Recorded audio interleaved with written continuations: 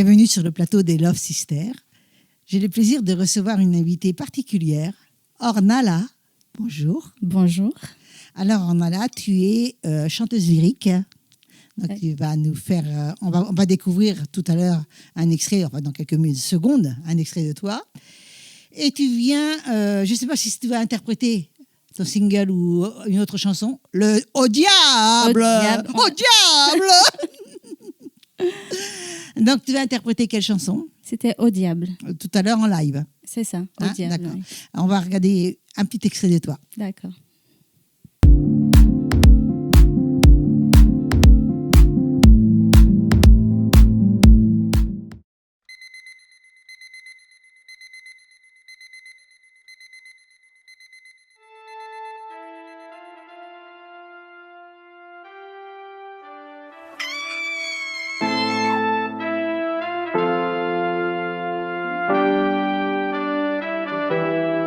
C'est encore elle qui se lève dans la nuit. Avec un sourire, elle te prend par la main. C'est encore elle qui rentre tard le soir après travailler pour prendre soin de toi. Elle fait vibrer ta vie avec son énergie. C'est la magicienne de notre harmonie. Au diable la maison, au diable le ménage, au diable les courses, au diable tout. Au diable le ménage, au diable les câlins, au diable la maison, au diable tout.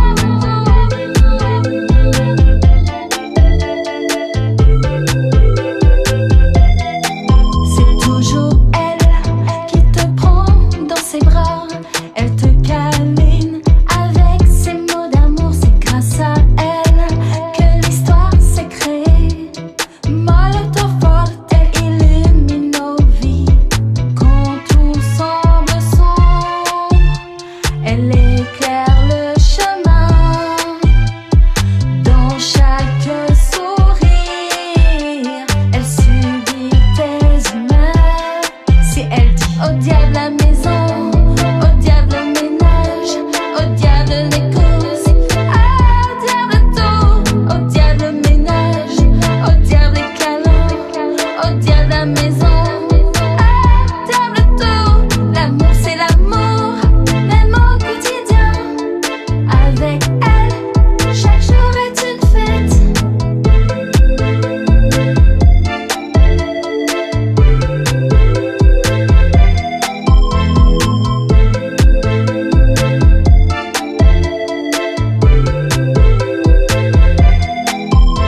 Au diable la maison, au diable le ménage, au diable les courses, au diable tout. Au diable le ménage, au diable les câlins, au diable la maison, au diable tout. Au diable la maison, au diable tout. Au diable la maison, au diable tout. Au diable la maison, au diable tout.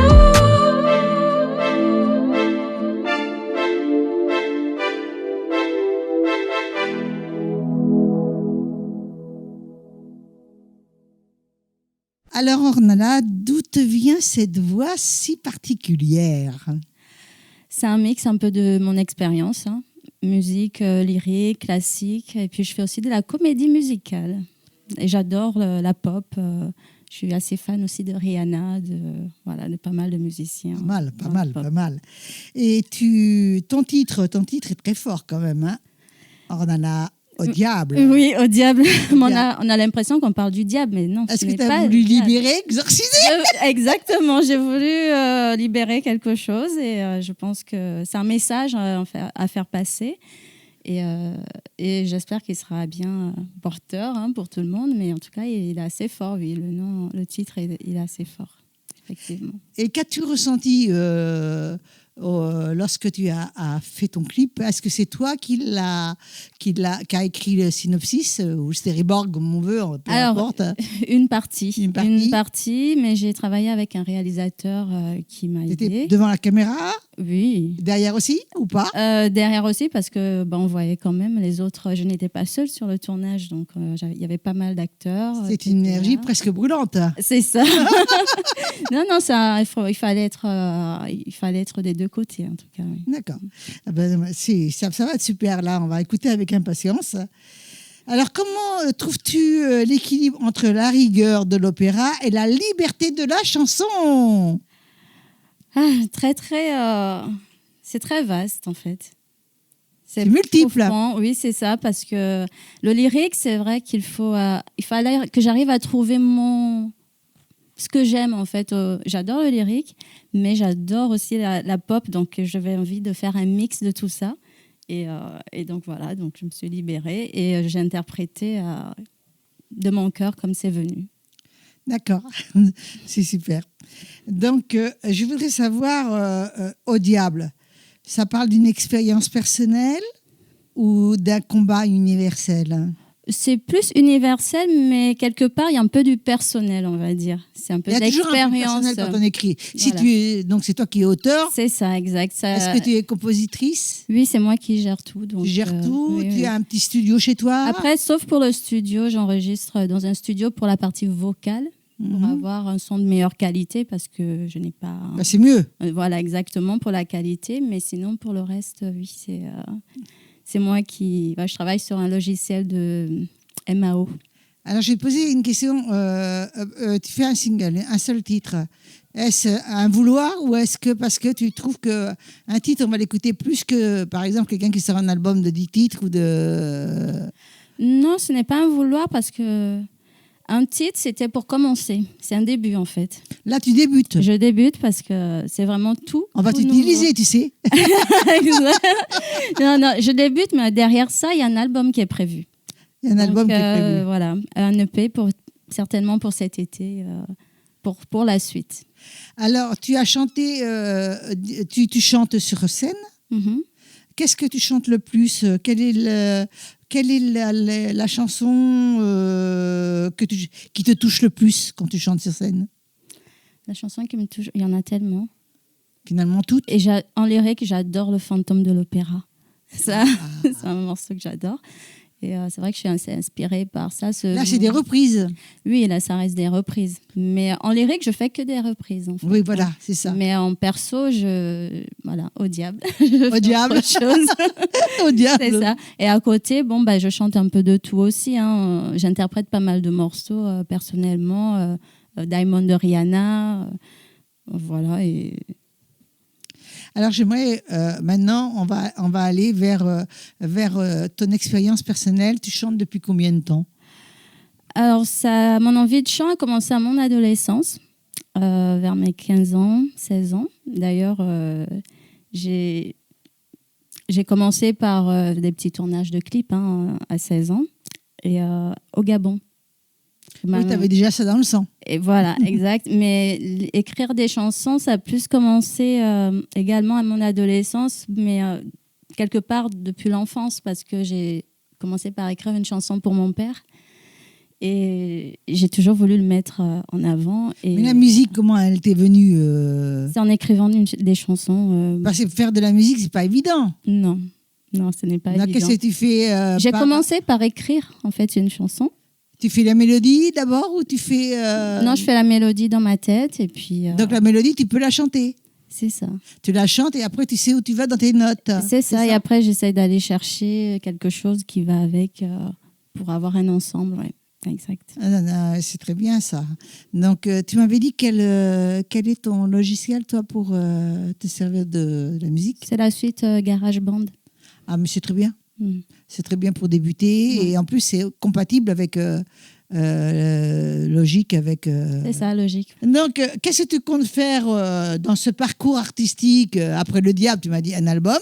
Avec Au Diable, oui, un album. D'abord de un combien de EP. titres? Je pensais sur du 12 À finaliser, c'est encore en cours. Donc, je ne suis pas encore sûre du nombre de titres exacts. Mais Vous savez, à aujourd'hui... il vaut mieux en avoir 6 oui, que 12 précipités. exact. Donc, à la limite... Là, je suis à 8, donc c'est déjà pas mal. Et je trouve que c'est déjà pas mal. Ouais. Et moi, je me pose la question, est-ce que j'ai raison ou tort? Peut-être que j'ai tort. Mhm. Mais je me pose la question, si on a les personnes aujourd'hui, avec la vie active que nous avons, est-ce que nous avons le temps d'écouter 12 titres? C'est ça. C'est ça, et la question qui se pose.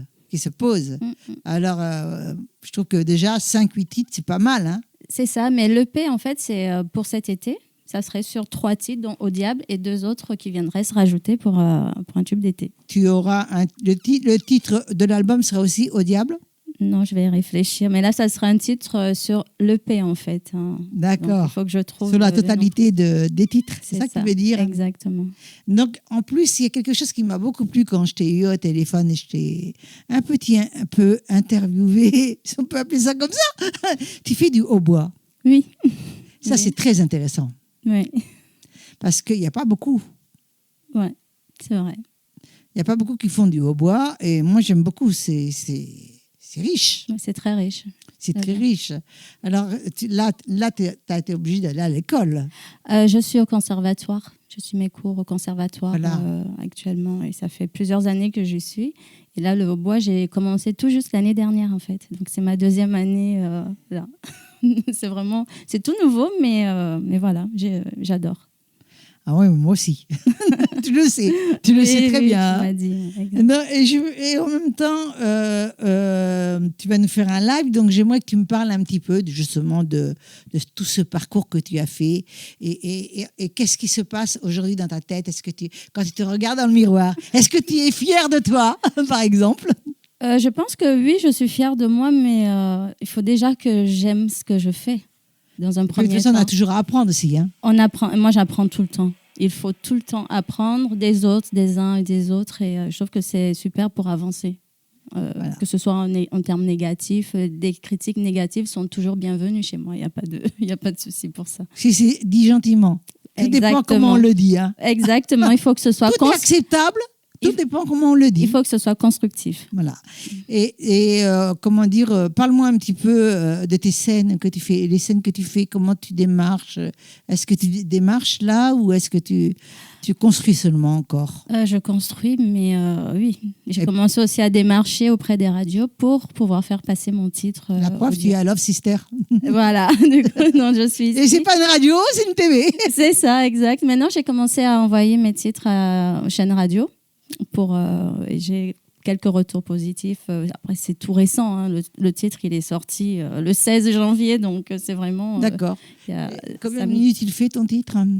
Il fait le titre même 2 minutes 58 et il y a un clip vidéo aussi, mais qui fait un peu plus de 3 minutes. Très bien. Ouais. C'est très bien. Aurais-tu quelque chose de particulier, une anecdote ou autre à me dire? Une anecdote...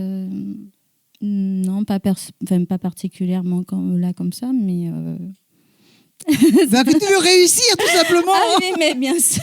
Mais ça va de soi, en tout cas. J'espère que le titre, il va plaire et que je vais réussir, bien sûr. Oui. Alors, Ornella, ce fut un plaisir de t'avoir là, en interview ici. Et je vais te faire une petite surprise. J'ai fait une petite prose ou métaphore, comme on veut, sur toi. Puisque je t'ai eu au téléphone, donc je t'ai découverte. Okay. Et donc, avant que tu puisses t'adresser à la caméra, donner tes coordonnées, etc., je vais te lire un petit, on va dire, poème, 2 lignes, c'est 2 lignes, qui te concernent personnellement et que tu peux garder. C'est pour toi. C'est très gentil. Ta voix traverse les murs comme un feu ancien. Ornella, tu chantes et le monde retient son souffle. Oh, c'est magnifique, j'adore.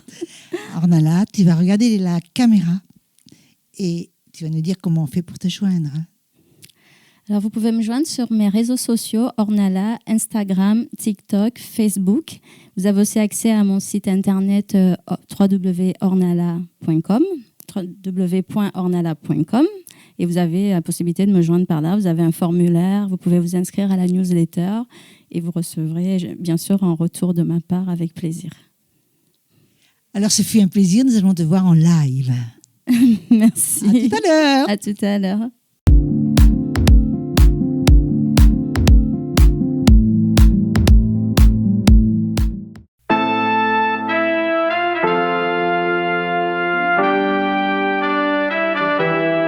C'est encore elle qui se lève dans la nuit.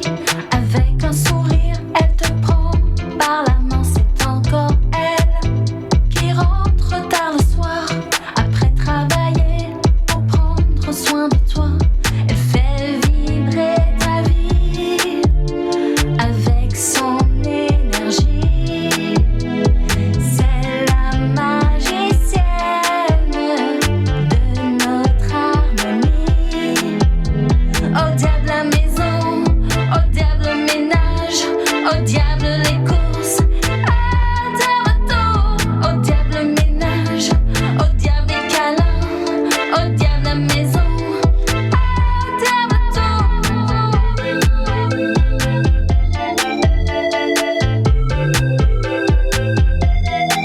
C'est toujours elle qui te prend dans ses bras, elle te câline avec ses mots d'amour. C'est grâce à elle que l'histoire s'est créée. Molto forte illumine nos vies quand tout semble sombre. Elle éclaire le chemin dans chaque sourire. Elle subit tes humeurs. Si elle dit au diable la maison, au diable le ménage, au diable les courses, au diable tout, au diable le ménage, au diable les câlins, au diable la maison, au diable tout. L'amour c'est l'amour, même au quotidien. Avec elle, chaque jour est une fête.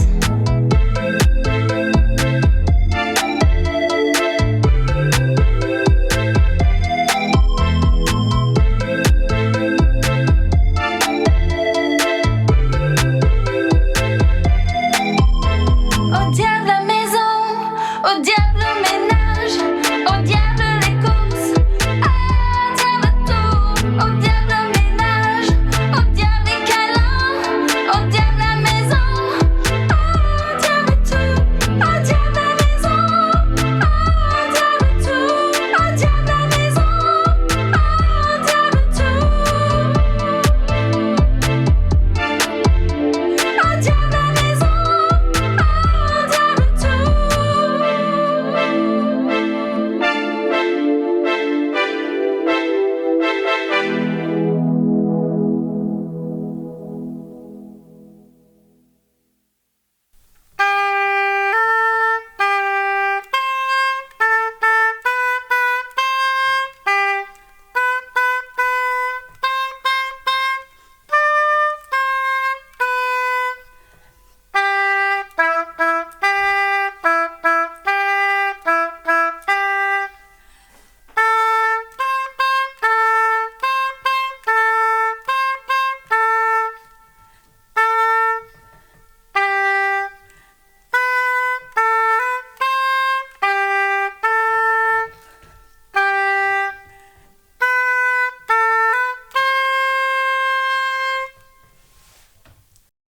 Ornella et moi, on vous dit bye bye. Bye bye.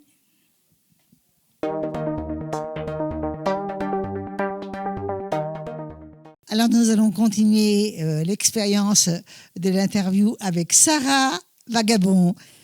Sarah Vagabond, comment t'es venu ce nom ? En fait, c'est venu.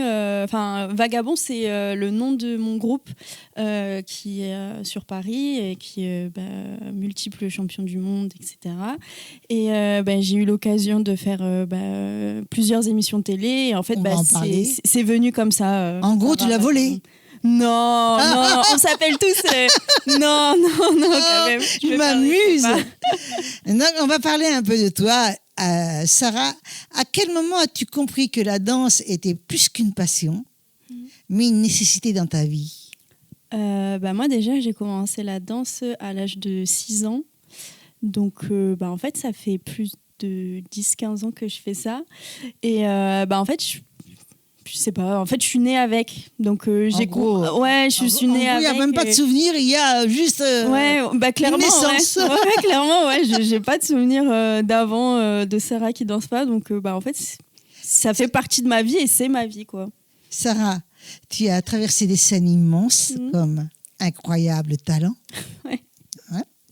Et Juste Debout. Qu'est-ce qui reste en toi quand les projecteurs s'éteignent? Bonne question. Qu'est-ce qui reste en moi? La fierté, la joie, le fait d'avoir accompli tout un travail qui a été fait en amont. Je pense aussi la fierté aussi des proches et surtout les étoiles dans les yeux, quoi. Le fait d'entrer sur des scènes aussi grandes. Par exemple, le Juste Debout, c'était à l'Accor Hotel Arena à Paris. Enfin, c'est immense, quoi, d'être au milieu et de se sentir tout petit avec plus de 30 000 personnes qui sont présentes. Enfin, c'est énorme, quoi. C'est énorme, Ouais. c'est énorme, c'est grandiose. Le hip-hop est souvent une danse de feu et de rage.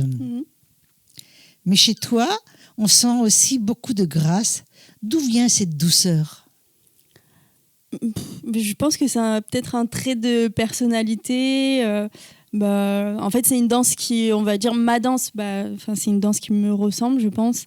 Donc oui, c'est vrai que le hip-hop, ça a beaucoup été une danse, surtout à sa naissance, où on réglait les conflits de rage. Hein. Mais je pense que moi, déjà en tant que femme et en tant que personne avec un caractère assez calme, adapte cette danse à ma personnalité, quoi. Donc tu fais un mélange de personnalité avec la danse. Ouais, faut croire. En gros, c'est ça. Hein. Tu es étudiante en droit et danseuse de haut niveau. Comment arrives-tu à cohabiter ces deux mondes si exigeants? Bonne question. Franchement, bonne question. Faut savoir que je suis en master 1 droit des affaires là actuellement et du coup je continue la danse en même temps et franchement c'est compliqué de gérer les deux parce que c'est deux disciplines qui sont aussi exigeantes l'une que l'autre. Mais d'un autre côté, en fait, je me dis heureusement que j'ai la danse pour m'équilibrer les études parce que les études, c'est extrêmement chronophage, c'est extrêmement... comment je pourrais dire ? Tu as dit le mot. Hein. Ouais, c'est tu as dit le mot exact. C'est ma vie, quoi. Donc, en gros, ça influence ta manière de t'entraîner et de créer. Un peu, oui, mais je suis contente parce qu'en fait, quand j'ai besoin d'avoir des moments où je dois me lâcher, où vraiment j'ai besoin de relâcher la pression, que ce soit après des examens ou quoi, j'ai ça. Mais aussi, je suis contente parce que le droit, ça m'ouvre énormément de portes. Par exemple, je commence à faire des concours d'éloquence et grâce à la danse, en fait, sur scène, en concours d'éloquence, je suis hyper à l'aise parce que j'ai l'habitude du public, quoi. Il y a plusieurs univers dans le droit. Oui. Lequel as-tu choisi? Moi, du coup, je suis en droit des affaires et j'aimerais bien finir sur la magistrature. Donc, ah oui, t'es gourmande, hein. Il faut être ambitieux dans la vie. Hein. Mais non, mais c'est bien, j'adore les personnes gourmandes, j'adore. Et quand tu danses, est-ce que tu racontes une histoire, une émotion, ou est-ce que tu te libères de quelque chose? Je pense que c'est plus je me libère de quelque chose. Enfin, ça dépend. Quand je suis sur scène, par exemple, j'ai déjà fait des scènes, par exemple l'Opéra de Montpellier ou je sais pas, du conservatoire avec l'Orchestre Philharmonique de Montpellier. Là, c'est plutôt une histoire, c'est plutôt moi, un trait de personnalité que je montre au public. Mais quand je vais être, par exemple, en compétition, en battle, oui, ça va être un trait de personnalité, mais ça va être vraiment là où je lâche la pression et là où je sais où je peux être moi-même à 100%, quoi. Donc, si tu lâches, c'est bien de lâcher la pression. Et donc, il t'arrive parfois, là, tu lâches la pression, il t'arrive parfois, suivant ton humeur, ailleurs, bien entendu, on ne parle pas de l'endroit là, mais suivant ton humeur, de danser différemment, toujours, bien sûr, toujours avec professionnalisme. Mais est-ce que, suivant ton humeur, tu es différente? Oui, clairement. Ah clairement. Oui, clairement. Quand je danse sur scène devant un public et quand je danse en battle, ça n'a rien à voir. Je le sais, ça n'a rien à voir. Donc là, on va parler aussi de la scène, des compétitions. Et qu'est-ce qui t'a transformé intérieurement? Je pense que c'est en prenant de la maturité, en me rendant compte des choses, parce que vu que j'ai commencé la danse très petite, j'ai pas le même regard de quand j'avais 13 ans à maintenant 21 ans, quoi. Enfin, j'ai vraiment une perspective qui est totalement différente, et je pense que c'est peut-être la maturité, le fait de grandir qui m'a changé, et qui a peut-être aussi, entre guillemets, un peu changé ma danse, parce qu'en fait je me suis rendu compte des choses, et je me suis rendu compte aussi que en fait ce que je fais, c'est pas forcément tout le monde qui le fait, et que en fait, entre guillemets, j'ai pu être privilégiée quand j'avais 10-13 ans, où je me rendais pas compte des choses, parce que je voyageais énormément, je faisais beaucoup de choses que peut-être pas tout le monde faisait, quoi. Si je comprends bien, tu travailles aussi en groupe. Oui, j'ai mon groupe de danse Vagabond Crew. Eux, c'est plus des breakers. Là, on a par exemple, l'année dernière, non, il y a 2 ans, Dani qui a remporté l'or au JO, qui fait partie de mon groupe. Et donc oui, on est tous en groupe et tout, mais c'est vrai que moi, j'ai tendance à faire les compétitions solo parce qu'on n'est pas de la même catégorie. Eux, ce sont des breakers et moi, je suis une popeuse. D'accord, ça peut aller quand même. Hein. Oui, ça peut aller, mais en général, on a vraiment la distinction des catégories dans la danse hip-hop.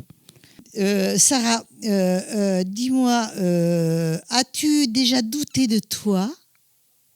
Et si oui, comment la danse t'aide-t-elle à traverser ces moments-là? Oui, j'ai beaucoup douté de moi. Hein. Surtout quand j'avais des grosses compétitions. Des fois, je me regardais, je me disais, mais Sarah, qu'est-ce que tu fais là, quoi? Moi, ça m'est arrivé sur la scène d'Incroyable Talent au Liban, en demi-finale. J'arrive sur la scène, je me dis, mais qu'est-ce que je fais là, quoi? Mais je pense que c'est justement ces moments de doute qui permettent d'affirmer la personne que je suis aujourd'hui, et qui me permettent aussi de grandir et de prendre en maturité et de me dire ok, là je doute, c'est normal, et justement il faut que j'arrive à dépasser ce doute et à me dépasser moi pour m'affirmer, quoi, et pour me dire ok, je suis capable de faire ça, ou non, j'en suis pas capable. Voilà, exactement. Et en même temps, moi peut aussi savoir qu'est-ce que tu pourrais conseiller à une personne, parce qu'on peut plus dire une jeune fille, ça peut être un jeune homme, hein, à une personne qui voudrait prendre sa place dans la danse, justement. Je pense de se faire confiance, de ne pas écouter les autres, et de vraiment s'écouter soi, et de se viser un objectif, et surtout de se dire si je veux viser je sais pas, telle compétition ou telle scène, j'en suis capable, et il faut que je travaille derrière pour en être capable. Mais en fin de compte, tu lui conseilles d'être courageuse, ou Caroline, d'être courageuse. Oui, clairement, et d'avoir confiance en soi, quoi, parce que si on n'a pas confiance en soi, personne ne l'aura à notre place. Voilà, c'est exactement ça. Mais c'est bien aussi ce que tu viens de dire. Très bien. J'aime bien. Aujourd'hui, quel est ton plus grand rêve? Pas en tant que danseuse, mais en tant que Sarah. Faut croire que j'en ai plusieurs. Mais c'est bien. Donc, déjà, mon projet professionnel, d'arriver à l'ENM, l'école nationale de la magistrature, donc arriver à être magistrate. Mais aussi, j'ai une idée qui me trotte là depuis peut-être 1 an ou quelque chose comme ça, de monter un spectacle. Bonne idée. Probablement de faire une tournée ou quoi. Bon, c'est vraiment c'est un projet dans ma tête. Il y a rien de concret, rien du tout. T'inquiète pas, quand tu fais des télés, des radios, etc. Tu peux peut-être, mais peut-être pas des radios parce que tu peux pas. Oui. Tu peux pas les faire puisqu'on peut pas te voir. Mais quand tu fais des télés, mais c'est vrai que des spectacles, on te découvre. Ouais, la scène, franchement, c'est un univers que j'aime beaucoup, et je me dis pourquoi pas après tout ça, après mes études, etc. Bon, continuer la danse toujours, mais peut-être pas. Pourquoi pas partir sur une voie un peu plus artistique? Moi, je sais que j'aime beaucoup. Idée, hein. Ouais. Très très bonne idée. Ouais, non, ça pourrait être pas mal. Et c'est moi qui t'invite à le faire. Merci. Vraiment, je t'invite à le faire. Est-ce que tu aurais quelque chose de particulier à dire à la télé, Love Sister? Déjà, merci pour l'invitation. Déjà. Ça fait un plaisir. Mais non, croyez en vous. Surtout que avoir une passion n'empêche pas d'avoir quelque chose des études, dans mon cas, exigeantes, et que je pense que tout le monde est capable, tout le monde devrait être capable de pouvoir En gros, avoir cette grandir. ambivalence De grandir. de projet, ouais, de grandir. Et surtout, ayez confiance en vous et que c'est ce que l'avenir nous réservera, quoi. Bravo, bravo. Donc, j'espère te revoir prochainement. Sarah, je voudrais te faire un petit cadeau que je fais à toutes mes invités personnels. Et avant que tu puisses donner tes coordonnées à la caméra, je vais te dire quelque chose sur toi. Ton corps écrit ce que la parole n'ose pas. Et chaque pas transforme la scène en liberté. C'est joli. J'aime beaucoup. Tu vas regarder la caméra et tu vas nous dire comment on fait pour te joindre. Ok. Sur Instagram, Sarah Vagabond, donc Sarah SARAH tiré-du-bas, Vagabond VAGABOND tiré-du-bas. Voilà, Sarah est super. Donc on vous dit toutes les deux, bye bye. Au revoir. Et nous allons te voir en live.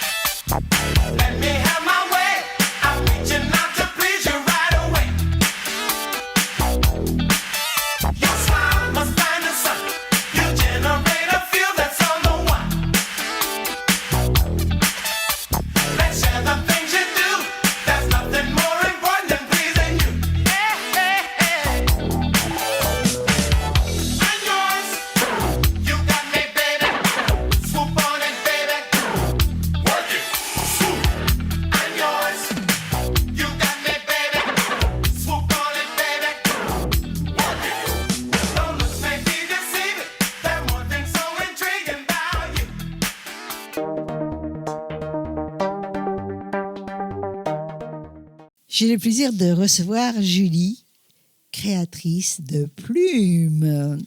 Bonjour, enchantée. Bonjour. Julie, je vais te poser une question très simple. D'où te vient l'idée des plumes, cet imaginaire si léger,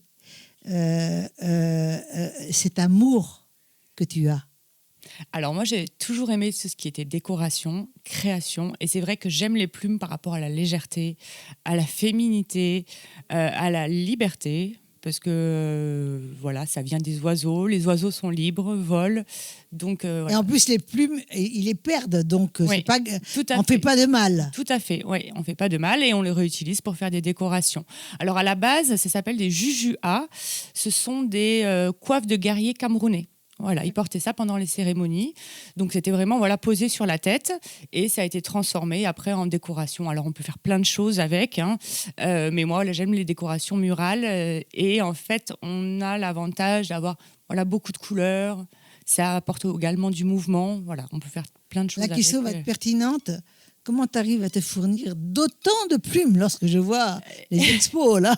Et oui, effectivement, c'est pas évident, hein. J'ai mis du temps à trouver des fournisseurs, mais j'arrive à en trouver petit à petit. Et c'est vrai que les idées vont au fur et à mesure que j'en fabrique. Donc, du coup, j'ai toujours besoin de nouvelles plumes, de nouvelles choses. Voilà. Ça, c'est bien. Oui. Dis-moi, Julie, qu'est-ce que tu ressens quand tu crées une ou plusieurs plumes de tes mains avant même qu'elles soient portées? Alors, moi déjà, généralement, j'ai l'idée dans la tête. Des fois, le rendu n'est pas forcément ce que j'imaginais, mais au final, ça me plaît toujours plus. Et de voir de partir d'une base qui est simple, une plume, seule plume, et après, au fur et à mesure, de voir le montage et de voir le rendu, je me régale. Voilà, je me régale. Moi, je me régale de voir tes couleurs magnifiques. Et puis vraiment, tu m'as beaucoup intéressée quand j'ai regardé ton profil. C'est gentil. Vraiment intéressée. Donc, C'est vrai qu'il y a beaucoup de choses à faire parce qu'on a beaucoup de possibilités. On a des plumes d'oie qui ont des formes plutôt allongées, épaisses. Il y a des plumes de poulet, de faisan, de choses comme ça qui sont plutôt fines et duveteuses.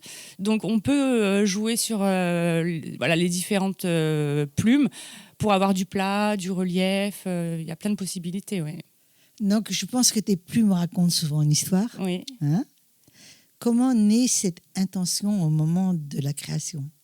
Alors souvent, comme je dis, ça vient de mon imagination, de mon humeur, de mon envie en fait. Des fois, voilà, j'ai envie de peps, de couleurs et du coup, je vais dans mon atelier, je fouille et je teste les couleurs et des fois ça va ensemble, des fois ça va pas. Donc je retravaille, mais c'est surtout selon l'envie et le besoin actuel et l'imaginaire que j'ai dans ma tête au moment où je vais créer. Donc, les plumes, tu les stockes quelque part. Oui. Tu as un endroit. Alors j'ai un petit atelier à la maison, c'est une petite partie de la maison que j'utilisais pas vraiment et du coup je me suis fabriqué mon petit atelier pour avoir mon petit coin à moi. C'est magnifique ça. C'est chouette. C'est chouette. Hein. Y a-t-il une émotion ou un souvenir qui revient souvent lors de ton travail? Alors une émotion que moi je ressens pendant que je travaille, c'est de l'apaisement en fait. C'est vrai que je me rends compte que des fois, il y a certains moments de la vie où je me mets un peu en stand-by parce que j'ai d'autres choses à gérer, j'ai ma vie de famille, j'ai des choses comme ça. Et je ressens le manque en fait de fabriquer. Et quand je fabrique, du coup, je me sens libérée et je ressens un grand bien-être, on va dire, à ce moment-là. Alors, comment choisis-tu les textures, les matières? Est-ce un instinct ou réfléchi? Alors, moi, je suis plutôt de caractère assez réfléchi, généralement. Donc, généralement, l'idée est déjà dans ma tête.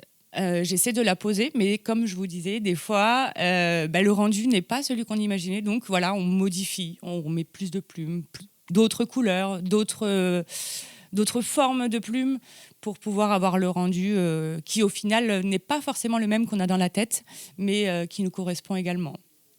D'accord. Et que veux-tu que la personne ressente quand elle porte l'une de tes plumes? Alors, je souhaite que... Alors, c'est pas forcément porter, c'est décorer, en fait, sur les murs. Je souhaite que la personne se sente bien, en fait, que quand elle regarde, elle ressente une émotion, mais la sienne, pas forcément celle que j'ai moi, mais voilà, qu'elle se dise, que de la décoration, alors, je fais que de la décoration, oui. Je veux que ça apporte quelque chose dans son intérieur, qu'elle se sente bien. Et l'idée de faire des costumes en plumes? Alors, en fait, ça fait longtemps que je fabrique des objets de décoration. Alors, à la base, c'était pour offrir à mes amis, à ma famille. Et en fait, j'ai monté mon auto-entreprise il y a 1 an de ça. Et donc, je suis basée vraiment que sur la décoration. Donc, je fais les jujuas, décoration murale, et je fabrique aussi des objets comme des vides-poches, des choses comme ça. Mais comment tu les fabriques? Tu as un four? Alors, non, ça, c'est de la résine minérale. Ça ressemble un peu au plâtre, mais en beaucoup plus solide. Donc, je le moule. Ça se casse. Alors, ça se casse, mais alors... c'est plus costaud quand même que le plâtre. Hein. Donc, je le moule et après, je le transforme, en fait. Soit j'intègre à l'intérieur des pigments, des colorants, soit je rajoute à l'extérieur. Comme là, nous avons des feuilles d'or, là, nous avons des fleurs stabilisées. C'est beaucoup de vide-poche, principalement. Quelques petites statues également. C'est sympa quand même, hein? Oui, c'est différent des plumes. Mais voilà, c'est quelque chose qui me plaît beaucoup aussi. Et toujours dans la décoration. Toujours dans la décoration. Voilà. Ta création est-elle pour toi un geste artistique, spirituel ou les deux? Je dirais les deux. Les deux. Oui, les deux. Oui, puis c'est le manque. Oui, exactement. C'est ça. Exactement. Quand j'en ai besoin. Tout à fait. As-tu déjà créé quelque chose de particulier avec une énergie précise pour quelqu'un? Oui, j'ai déjà fait des objets, beaucoup d'objets à la base qui étaient offerts pour la famille. Donc, elles étaient fabriquées spécialement pour une personne. Donc, j'avais mis tout mon cœur et pour qu'elle lui apporte à elle du bonheur. Alors après, j'aime beaucoup aussi personnaliser. Là, par exemple, pour les Jujua, ça peut m'arriver d'avoir des demandes particulières Oui. de gens qui souhaitent décorer un intérieur en particulier, tout ça. Donc, je fais des choses vraiment sur mesure selon le besoin des gens. Ouais. D'accord. Donc, qu'est-ce que cette aventure créative t'a appris sur toi-même? Alors, elle m'a appris à me libérer, en fait, parce que je suis quand même quelqu'un d'assez carré, assez droite dans la vie. J'aime que les choses soient faites comme je les imagine. Et comme je vous disais, justement, en créant, en fait, je me rends compte que les choses ne sont pas forcément tout le temps comme on le souhaite. Et au final, elles sont bien quand même. Voilà, oui, Ouais. ça finit bien, quoi. Ça finit bien, voilà. Ça finit bien. Des fois, il y a un petit peu de folie qui se lance comme Mais ça. C'est super. Et depuis combien de temps cette passion Alors, ça fait longtemps. existe-t-elle? Ça fait longtemps que je fabrique plein d'objets, comme je disais, pour offrir. En fait, j'aime beaucoup offrir. Voilà, des choses qui sont faites maison, qui sont faites à la main, où j'y ai mis tout mon cœur. Aller acheter dans un magasin quelque chose que tout le monde a, ça m'a jamais vraiment intéressée. Donc, les cadeaux, tu Toujours les fait faire à avec la tes main. mains. Voilà, toujours fait à la main. Donc, comme je touche un petit peu à tout et que j'aime la création, j'ai toujours fait des cadeaux à la main. Et Non, c'est mais vrai ça, que c'est génial. Mais quand oui, même. mais oui. C'est génial. Oui, et donc c'est pour ça que du coup j'ai voulu créer mon entreprise en fait pour que les gens aient des choses artisanales en fait qu'on ne voit pas dans les magasins, que ce soit pas créé à la chaîne et voilà que ça commence à fonctionner petit à petit avec le bouche à oreille. Mais c'est certain que ça va fonctionner. C'est très joli. Quand je vois, moi, ma préférée est la rose. C'est bizarre, hein, tu Oui. vois.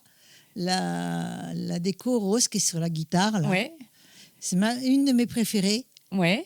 en déco. Alors donc du coup là on peut voir sur celle-ci que là il y a des plumes assez plates donc les plumes d'oie et là peut-être un petit peu le froufrou là devant qui vole en fait avec l'air qui est chouette, ouais.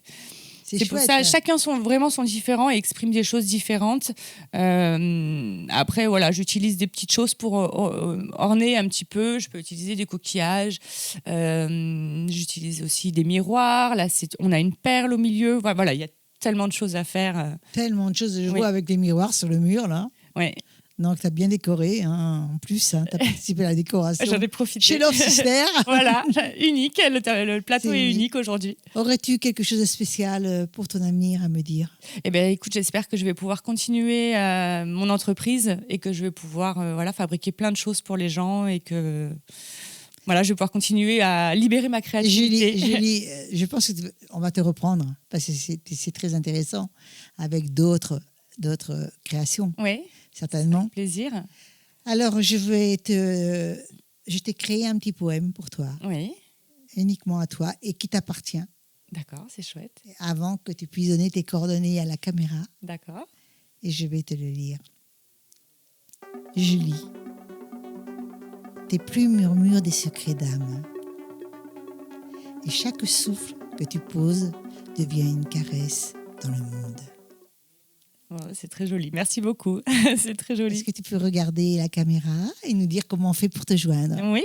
Alors du coup, vous me retrouverez sur Facebook, Instagram et TikTok sous le nom de Lunae Déco. L-O-U-N-A-E. Et d'ailleurs, j'en profite parce que Lunae, donc mon prénom est Julie, et Lunae, en fait, c'est donc le nom de mon entreprise, et en fait, c'est le prénom de mes enfants. Le début du prénom de mon fils, Luca, et la fin du prénom de ma fille, Anaë. Voilà. Merci beaucoup. En tous les cas, c'est une merveille. J'adore ce que tu fais. Et on vous dit toutes les deux. Bye bye. Au revoir. Merci.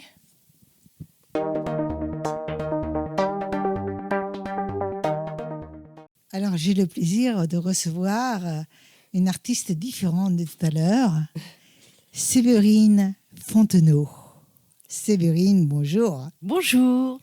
Donc, Séverine, tu es écrivaine. Oui, tout à fait. Ah, d'ailleurs, je veux dire, en le disant, en voyant tous ces livres, on comprend vite. Hein. Alors, Séverine, là, tu as mis tes livres et tu viens d'en sortir un dernier qu'on va voir là, Oui, hein, tout à fait. qui est déjà sorti le mois dernier. Hein. Oui, c'est ça, c'est ça. Et donc, il s'appelle, on va regarder, Ça s'appelle L'affaire Histrion, le nouveau monde. Le Nouveau Monde, ça je le savais. Hein. C'est ce qui m'avait marqué d'ailleurs. Ouais. Histrion, le Nouveau Monde. Qu'est-ce que tu cherches à comprendre le monde? Alors, le monde. Alors, en l'occurrence, pendant de nombreuses années, je ne comprenais pas dans le monde dans lequel je vivais. Et c'était un Il y a gros beaucoup, problème. il y en a beaucoup quand même. Un gros problème pour moi, un vrai dilemme dans ma vie. Et en fait, l'écriture m'a aidée à me recentrer, à vivre le moment présent et puis à apprécier la vie, tout simplement. Ben, c'est beau déjà. C'est déjà pas mal, c'est pas simplement. Oui. C'est énorme. Oui. C'est énorme de nos jours, Mm. surtout de nos jours. Mm. Donc, avec Histrion, le Nouveau Monde, qu'est-ce que tu avais besoin de dire aujourd'hui, là, maintenant, à cet instant de ta vie? Alors déjà, l'affaire Histrion, c'est un livre que j'ai écrit en collaboration avec une personne qui s'appelle Philippe Calixte, qui est un magnétiseur et un rebouteux et spécialiste en chamanisme. On a besoin de rebooter en ce moment. Ouais. Et moi, j'écris de grandes histoires et lui, il a beaucoup de choses à raconter. Et en l'occurrence, ce livre m'a permis donc de faire une collaboration, une des premières collaborations de ma vie. Et donc, c'est un roman d'aventure genre science-fiction, mais comme je suis visionnaire, donc il y a quand même beaucoup d'éléments dans chaque livre que j'écris qui représentent l'avenir. Oui, et puis en même temps, un peu de toi. Complètement. Puisque de toute façon, on est changeant de caractère. Ah, alors, oui, tout à fait. Donc, en fin de compte, il y a des passages qui te ressemblent. Ce qui m'étonne, moi, quand quelqu'un nous demande est-ce que c'est autobiographique? Oui, bien sûr. C'est un petit peu, puisque c'est notre cerveau qui l'écrit. Oui, alors justement, c'est le cerveau, c'est le mental, mais c'est aussi toute la vie qu'on a pu vivre, tous les éléments qui nous ont marqués dans la vie, tous ces choses Sophie. qui nous ont... Souffrance, c'est ces joie. souffrances. Moi, j'écris mieux dans la souffrance. Je sais pas si j'écris mieux dans la souffrance, mais j'écris mieux dans la Ah souffrance. non, moi, il faut que je sois en paix pour écrire. Ah, Ah ouais, je peux pas écrire sinon. ça, c'est génial. Ça, c'est génial. Là, je t'applaudis. Tes 9 livres précédents sont-ils comme des chapitres de ton propre chemin intérieur? Oui, alors, mais c'est surtout, en fait, j'ai la possibilité de voir beaucoup de vies que j'ai vécues. Comme le temps n'existe pas, je parle du futur, je parle du passé, mais dans 3 de mes livres, je parle de 3 vies que j'ai vécues. Et en fait, je connais une 50aine de vies, et c'est ce qui me nourrit également. Et mes livres aussi sont nourris par ça. Séverine, tu me fais sourire parce que tu me dis que je fais beaucoup de choses. Mais tu ne trouves pas que dans ta tête, tu fais beaucoup de choses? Alors, en fait, je fais beaucoup de choses, mais j'ai surtout beaucoup voyagé. Je me suis enfuie en Amérique du Sud pendant des années avec mon fils qui avait 6 ans pour fuir la société. Et je me suis retrouvée dans le nord-ouest argentin où j'ai travaillé, je me suis débrouillée, C'est j'étais bien. à l'aventure pendant des années. Et c'est à partir de ce moment-là où je me suis dit, il faut que les choses changent pour moi parce que je ne peux pas vivre comme ça. Et donc, T'es revenu. j'ai changé ma façon d'être, de penser. Et spirituellement, j'ai comme évolué, avancé aussi par mes recherches. D'accord. Mais ce qui est surprenant, c'est cette fuite. D'accord, pour changer un peu le monde, mais il n'y avait pas seulement ça, sans doute. Non, c'est sûr, parce que pendant longtemps, j'ai vécu dans la fuite de quelque chose, en pensant que l'herbe était plus verte ailleurs. Et, On croit toujours. Hein. moi, Finalement, quand on trouve notre lieu, on est content qu'il soit n'importe où. Hein. Ouais. Aujourd'hui, je ne le crois plus. Aujourd'hui, je me stabilise. Tu te stabilises. Mais peut-être parce que psychologiquement, tu es stabilisé. Je suis prête, en tout cas. Tu es prête. C'est un grand travail que j'ai effectué pendant de nombreuses années. C'est vraiment une phrase très entière et qui veut dire beaucoup de choses. Oui. Hein. Moi, c'est ce que je pense. Séverine, est-ce que l'écriture t'a sauvé des moments où tu te croyais perdue?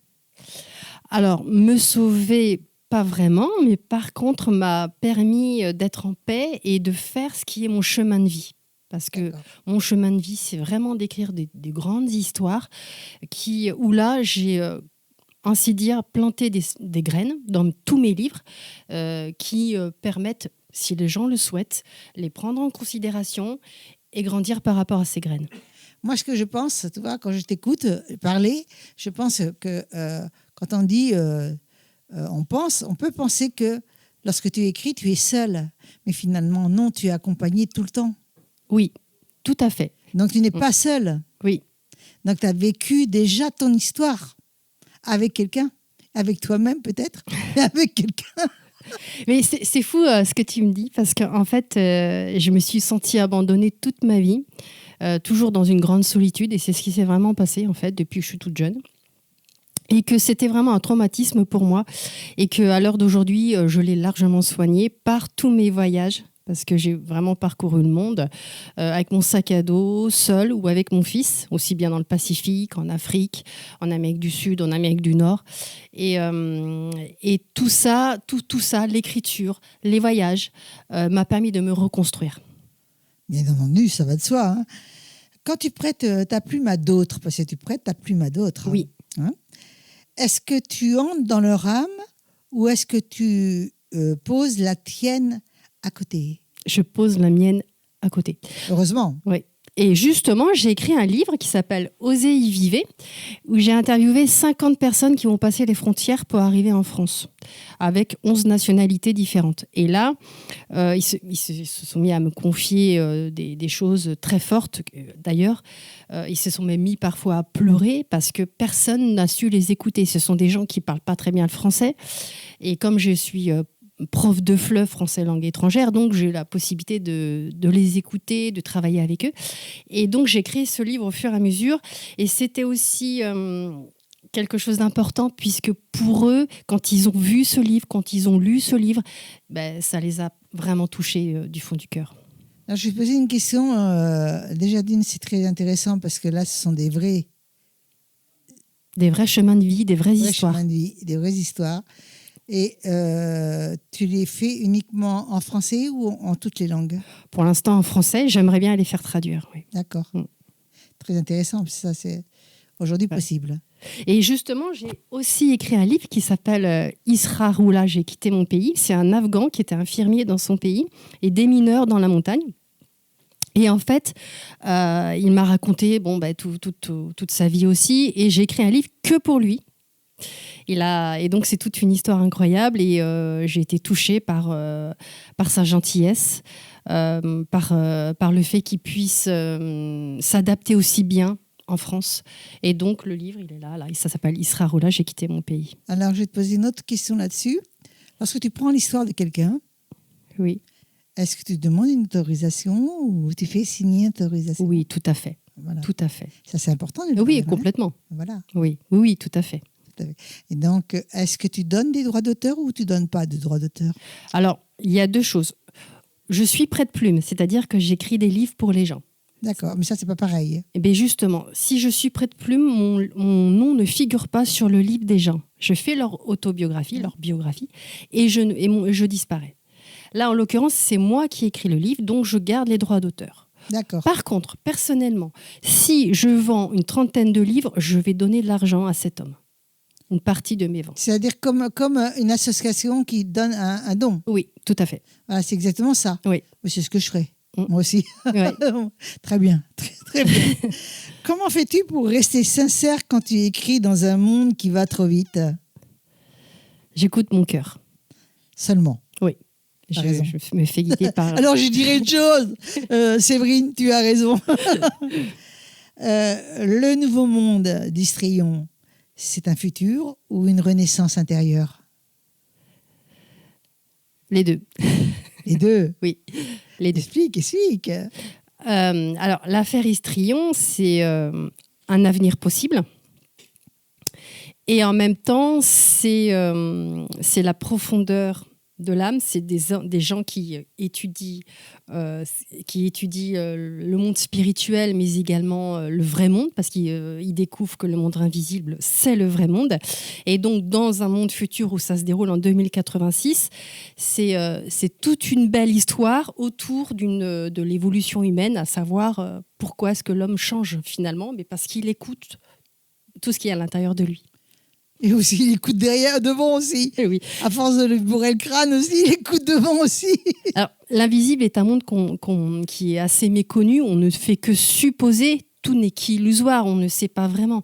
Et justement, il y a toute une étude là-dessus où on se pose de vraies questions en profondeur et on a de vraies réponses. C'est très intéressant, Tony, c'est très intéressant ce que tu dis. Donc, si une lectrice venait te dire que ton livre lui a changé la vie, que voudrais-tu qu'elle ait trouvé dans tes mots? C'est déjà arrivé pour 2 livres, celui-là et pour celui-là, pour l'amour d'une plante. Ça m'est déjà arrivé. Et en fait... Quel effet? Moi, on peut parler de fierté je me dis, j'écris pour moi. Véritablement, j'écris que pour moi. Mais maintenant, je me rends compte que les gens, j'écris pour les gens aussi. Et que ça les touche, ça leur ouvre l'esprit. Et c'est ça qui compte finalement, au fond. Et ça me rend heureuse. Ben écoute, c'est un plaisir de te recevoir, là. Ben, merci à vous. C'est vraiment un plaisir de te recevoir. Et je trouve vraiment que tu as un courage extraordinaire. Bon, il y a des livres qui sont plus petits. Est-ce que tu m'as gardé un passage Oui. que j'aimerais Oui, pour voir ton style? bien sûr. C'est celui-là, Qui s'appelle? Luron et mon grand-père. Ben, on y va.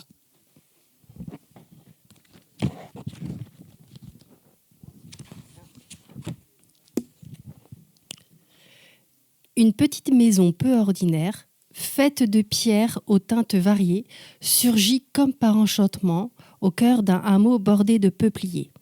Sur la droite, un jardin en désordre, débordant de fruits et de légumes grimpants, s'épanouit entre des branches lourdes et emmêlées. Ce grand potager sauvage manifeste une nature orgueilleuse, téméraire.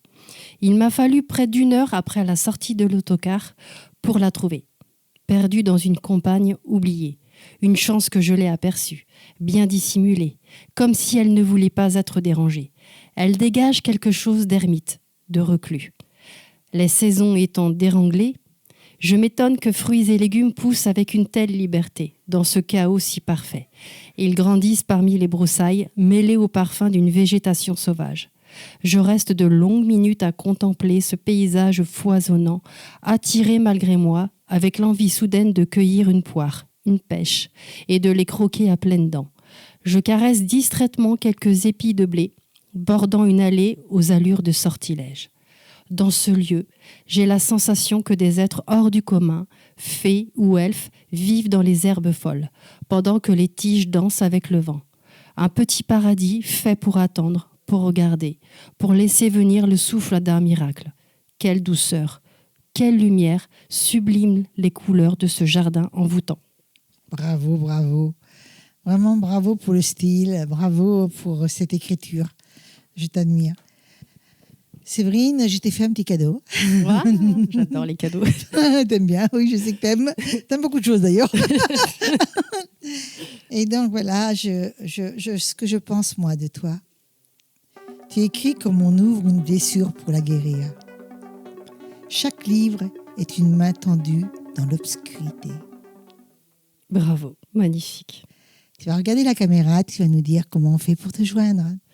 Alors, j'ai un site internet qui se nomme Sève Naftune, SEVENAFTUNE.com. Et là, il y a tous mes livres, il y a tous mes articles de presse. J'ai paru plusieurs fois dans les radios, un peu partout. Donc, Et si vous avez besoin d'écrire votre livre, je suis là également. voilà. Alors, je te remercie, Séverine. Mais c'est moi qui te Et remercie. ce fut un plaisir de te recevoir. C'est réciproque. Et on vous dit bye bye. Bye bye.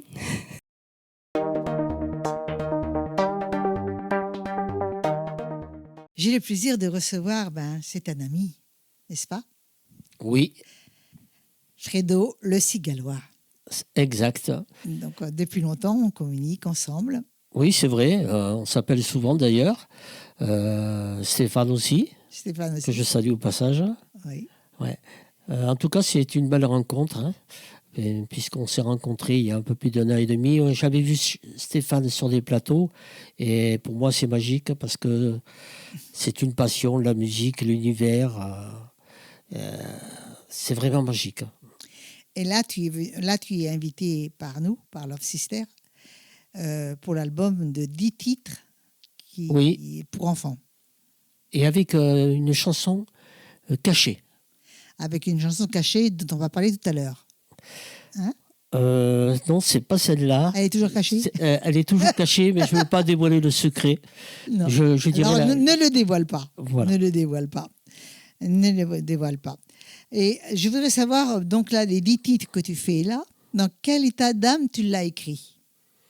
Alors, c'est-à-dire que j'ai toujours été passionné. J'ai fait des colos, des centres nature, tout ça, et centres aérés. Et j'ai toujours été passionné par la musique. Et un jour, justement, dans un centre, j'ai dit, je vais faire des chansons ou reprendre des chansons pour enfants, puisqu'on recevait des classes et toutes les semaines, on faisait des spectacles. Et c'est là où c'est parti cette... Comédie musicale? Comment? Et tu vas faire une comédie musicale là? Non, c'était pas encore la comédie. Non. C'était pas encore la comédie, mais on a tenté, on a fait une expérience et toutes les semaines, quand on recevait ou chaque 10 jours, on changeait de classe. Et petit à petit, c'est venu comme ça. Et quand je suis rentré au village, à Saint-Hippolyte, le village où je suis né, bien sûr, et alors je me suis dit, pourquoi pas d'aller voir mes amis d'enfance. D'ailleurs, justement, il y a un musicien qui va m'accompagner dans un petit moment. Et c'est un ami d'enfance depuis toujours. Et je lui propose, voilà, j'ai fait des chansons, des reprises. J'aimerais qu'on travaille sur ce sujet-là. Et de là est sorti les aventures de Pancho et Rancho. Et par la suite... les parents d'élèves m'ont dit c'est génial, vous êtes un clown, ce fameux personnage de clown, c'est magique. Mais moi après j'ai décidé, il y a beaucoup de parents d'élèves qui m'ont dit c'est bien de continuer dans cette aventure et faire une suite, le tour du monde en chanson. Alors j'ai lancé ça en 2001 et malheureusement les choses de la vie, j'ai eu un accident qui a fait qu'on a tout arrêté. Et oui, j'ai été obligé d'arrêter puisque j'ai été touché au niveau de la colonne vertébrale. Je suis resté pendant 1 an avec un corset et j'ai dit je reviendrai, je ferai quelque chose, mais je reviendrai.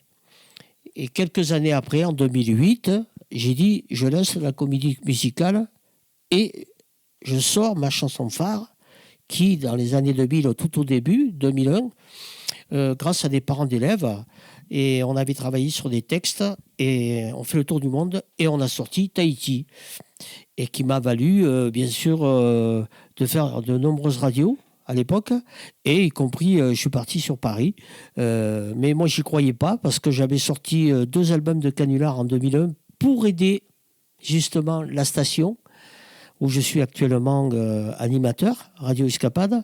Ça va faire 30 ans cette Énorme. année. Oui, en 2026, voilà, on y est. Meilleurs vœux, ma chère Muriel. Ah, moi aussi, je souhaite très bonne année. Voilà, et plein de bonnes choses. Et puis, on a lancé cette aventure, on a fait plein de choses. Après, je me suis retrouvé en tant que personnage de Marcel Zanini. Je crois qu'on en avait parlé dans une précédente émission. Et puis j'ai dit, je ne veux rien lâcher. Je continuerai à faire ce spectacle pour enfants. Mais ce qui s'est passé, c'est qu'il y a eu ce fameux personnage, Marcel Zanini. Ça m'a donné l'opportunité, grâce à des amis sosie. Je te réserve une surprise très prochainement, d'ailleurs. Mais je ne dévoile pas le secret. Peut-être dans une prochaine émission. Tu l'as dit. Oui, je l'ai dit, ouais, malheureusement. Alors j'ai fait partie de ces sosies, ça a été magique. Belle rencontre, les sosies du soleil, festival international, festival des sosies à Formeux. Voilà, ça a été une belle aventure. Et alors, je décide... je ne peux pas tout raconter parce qu'il y a tellement de choses. Oui, après, on ne pourrait pas trop d'infos, l'info. Hein, voilà. Et c'est lorsque, en 2015, j'ai un ami qui travaille au Conservatoire de Montpellier et qui vient me voir et qui habite à Saint-Hippolyte du Fort et qui me dit, voilà, Fredo, j'ai retravaillé ta chanson phare, Tahiti, Et j'ai dit c'est bien, mais j'ai dit tu sais j'ai fait déjà 2 ou 3 versions. Mais écoute celle-là. J'ai dit c'est génial. Et je l'avais écouté à mon pauvre frère qui nous a quittés. Et il trouve ça génial parce que lui, il était musicien lui-même aussi. Et je lui propose d'enregistrer en studio. Et ça serait pas mal. Et qu'il participe en tant que DJ dans le clip. Et tout démarre avec des artistes qui sont venus dans mes émissions, des amis qui ont été toujours fidèles, qui m'ont toujours suivi. Et ça me touche au cœur, encore 30 ans après. On a gardé toujours le contact. Vous vieillissez ensemble. Comment ? Vous vieillissez ensemble. Oui, c'est ça. C'est ça. Et encore, on s'est vu ces jours-ci. C'est vraiment magique. Et on garde de très bons souvenirs. Alors, entre-temps, il y a eu malheureusement les choses de la vie. Mon frère nous a quittés. J'ai toujours une pensée à lui quand je pense à Ça s'appelait Tahiti. comment ? DJ Chris. Tout le monde l'appelait DJ Chris. Christian. Voilà. Bisous volants. Voilà. Un petit coucou à toi, mon Christian. Et alors, je décide de tout arrêter, de plaquer tout, d'arrêter la radio pendant quelques temps et tout. Et les amis m'ont dit non. Et tout compte fait, on a fait cette aventure qui a été pour moi magique, ainsi que pour mes amis, parce que c'est un travail d'équipe, c'est important. Et Ça a été le moment aussi. c'était le moment. Et ça a été une belle réussite parce que jamais j'aurais cru. Donc on va reparler un petit peu de cet album. Oui, Donc voilà, donc là tu es venu accompagné de ton pianiste, comme tu disais tout à l'heure. oui, Donc vous allez faire un live. oui, on va faire un live. Hein, Mais et on va d'abord parler justement de ce parcours. Quel moment t'as le plus bousculé humainement ? le moment, c'est la première fois quand j'étais voir le maire de la commune de l'époque. Et j'ai proposé, voilà, mon rêve, c'est de faire la salle des fêtes et inviter toutes les écoles de mon village. Très bien. Mais de toute façon, tu as toujours de très bonnes idées. Tu es tellement généreux, toi.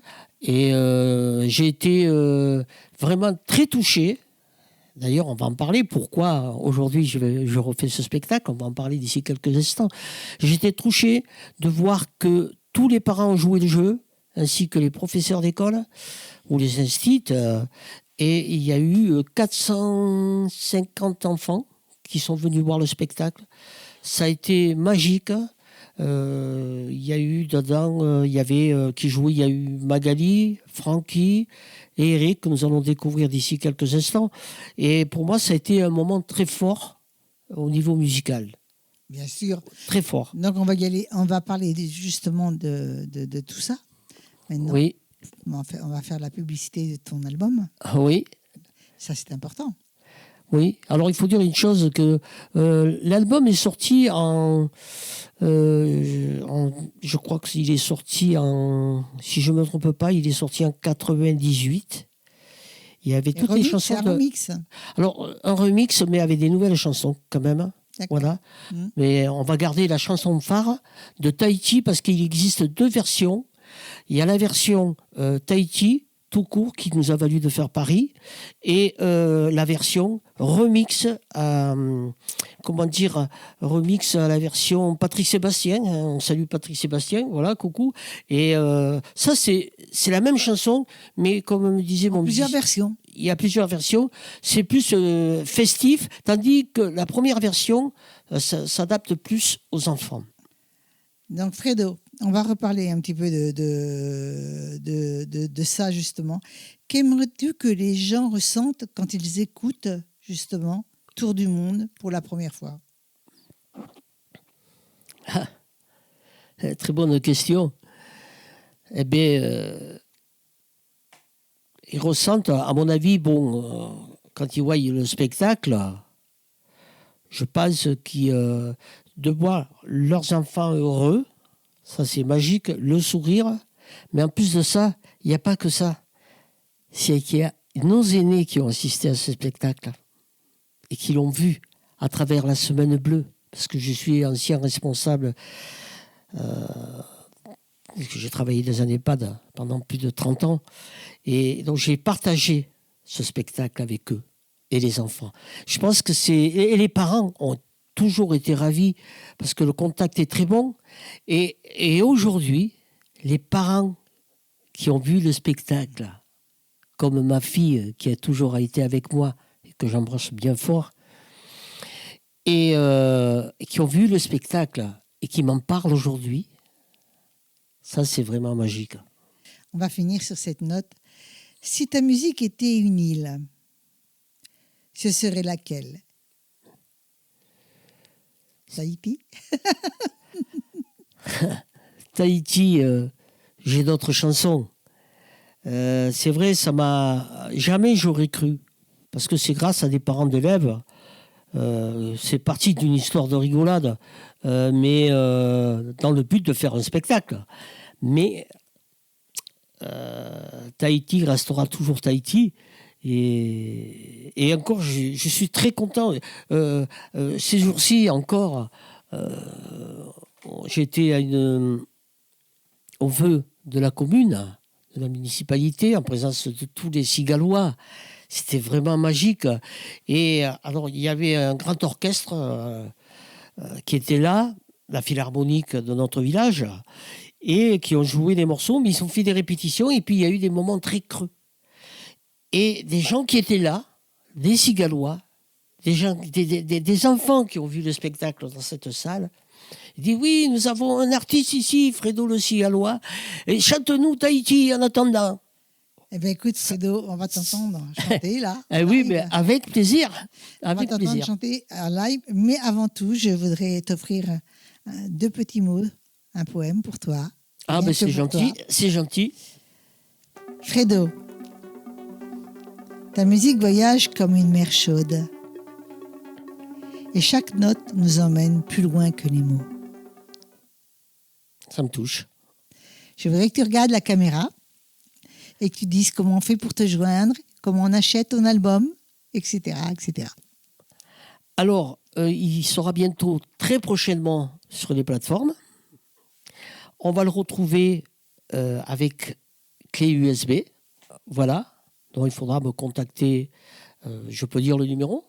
Bien sûr. Voilà. Au 06 22 66 43 63. Mais attention, il va y avoir un tournage avec un clip d'un autre titre qui fait partie de l'album.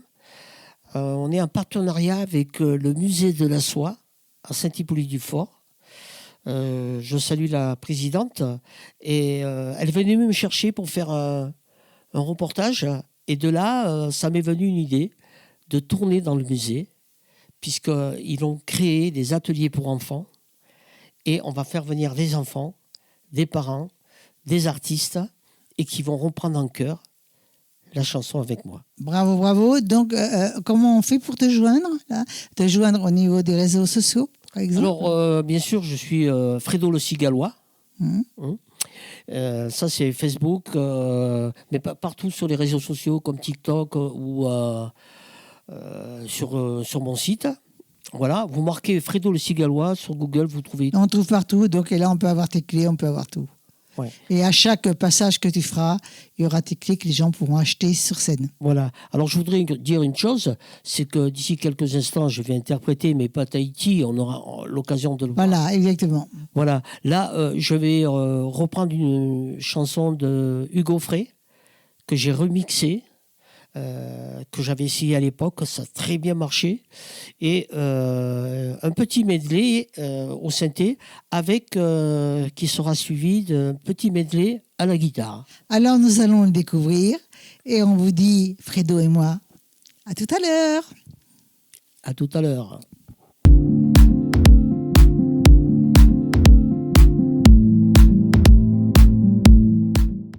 Oui, je voudrais dire un grand merci avant de découvrir le titre d'Hugo Frey, à notre version, bien sûr, Le Petit Âne Gris, puisque ça fait partie du spectacle. Mais je voudrais dire un grand merci à Muriel pour cette émission Coup de cœur sur Love Sister et Stéphane et toute son équipe. Merci.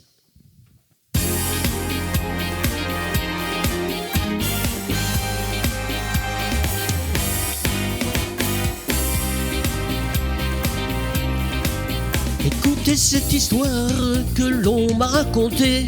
Du fond de ma mémoire, je vais vous la chanter. Elle se passe en Provence, au milieu des moutons, dans le sud de la France, au pays des Santons. Dans le sud de la France, au pays des Santons. Quand il vient au domaine, il y avait de beaux troupeaux. Les étables étaient pleines de brebis et d'agneaux, marchant toujours en tête aux premières lueurs. Pour tirer sa charrette, il mettait tout son cœur. Pour tirer sa charrette, il mettait tout son cœur. Au temps des transhumances, il s'en allait heureux, remontant la Durance, honnête et courageux. Mais un jour de Marseille, des amis sont venus. La ferme était bien vieille, alors on l'a vendue. La ferme était bien vieille, alors on l'a vendue. Il restait au village, tout le monde l'aimait bien, vaillant malgré son âge et malgré son chagrin. Image d'évangile, vivant d'humilité, il se rendait utile auprès du cantonnier. Il se rendait utile auprès du cantonnier. Oui, super.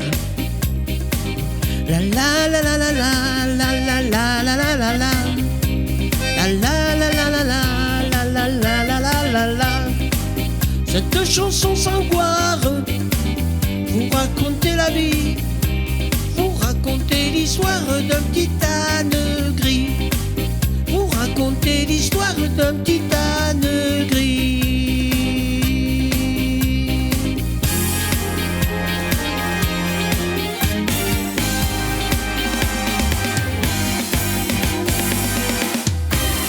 Merci Eric Arnoux Sigalois, cet Hippolyte, mon ami d'enfance depuis toujours.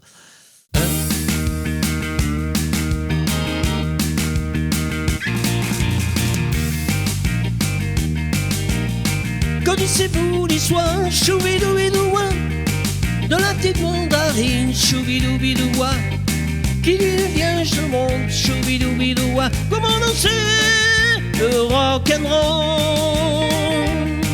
Le soir à sa maison, la petite mandarine a dit à sa maman: maman, je viens d'avoir un pépin.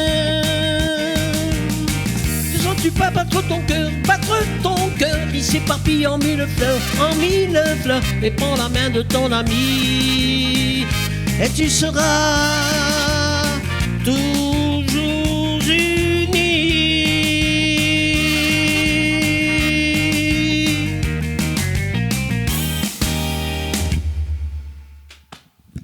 Merci. Voilà, là je vais vous faire un petit medley, mais tout d'abord sur l'album, on va retrouver une chanson qui va être phare aussi, puisque déjà elle plaît beaucoup aux enfants. Je remercie Stéphanie dit Charlet, qui est ma collaboratrice sur les ondes de Radio Escapade dans le cocktail musical. Elle a signé une chanson, Les Lumières, et croyez-moi, c'est magique, et ça va faire partie de l'album.